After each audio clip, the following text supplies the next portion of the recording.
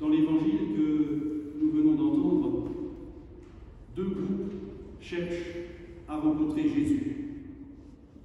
D'un côté, des pharisiens, vous l'avez entendu, spécialistes des Écritures, drapés dans leur savoir, leur certitude et aussi leur suffisance, et un élitisme religieux qui les pousse à coller des étiquettes sur tout et tout le monde.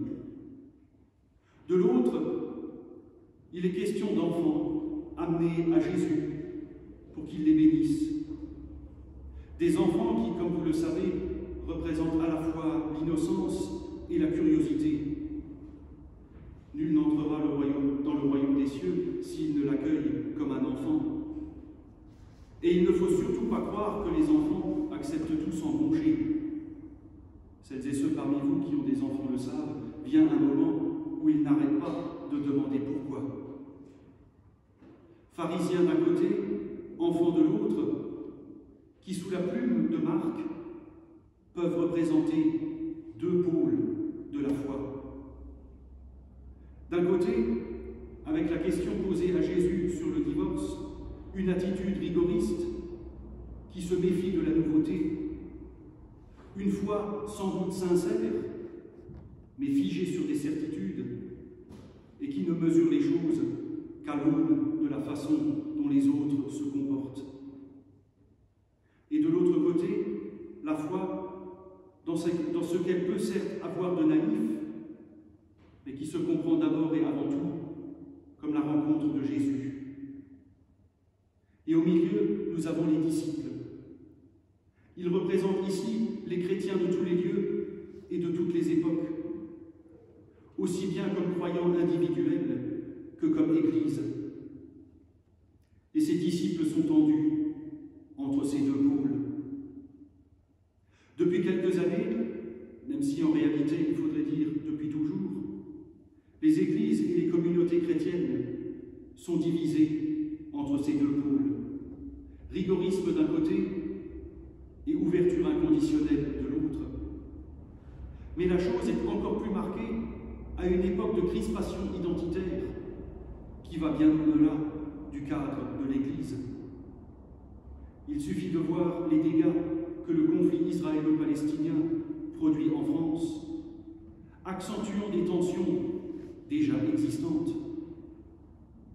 Mais le fait est que, et nous le savons, et le voyons tous les jours, nous vivons dans une société polarisée, où chacun, tout en étant sommé de prendre position, se voit reprocher d'avoir tout faux, quel que soit le parti pris.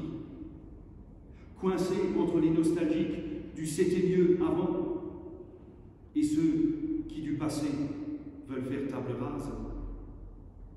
Autant de façons, pour citer notre texte, pour l'homme, de séparer ce que Dieu veut unir dans une humanité commune.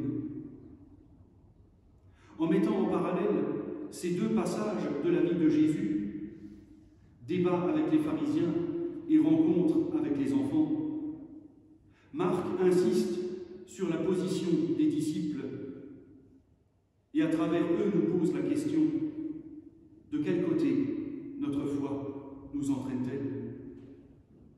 Face à cette polarisation, Jésus nous dit que nous ne sommes pas obligés d'être réduits à un camp, particulièrement face à des questions complexes dont les enjeux nous dépassent. L'Évangile nous dit que Jésus ouvre une troisième voie, parce qu'il est le seul berger qui ne veut pas que ses brebis bêlent avec le troupeau. Il nous ouvre une voie de libération qui nous autorise à ne pas choisir un pôle, sans nous réfugier dans une neutralité passive, voire lâche. Au contraire, en présentant l'attitude des disciples face aux pharisiens et aux enfants, Marc nous rappelle que la foi revient toujours, comme sur l'image de nos feuilles, à se déplacer sur une ligne de crête. Dans son attitude, Jésus apprend à ses auditeurs à tenir la ligne, si je puis dire.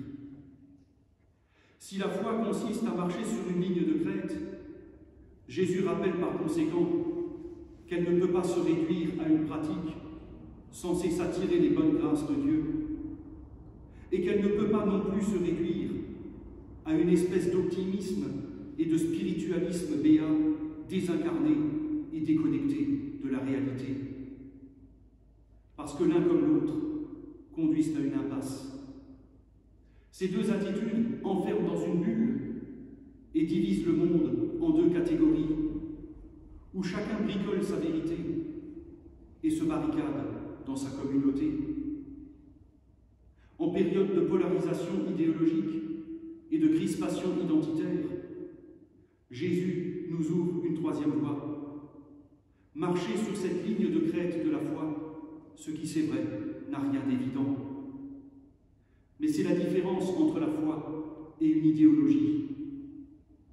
Une idéologie considère qu'on est pur et parfait au milieu d'un monde mauvais, qu'il faut soit convertir, soit combattre, voire détruire.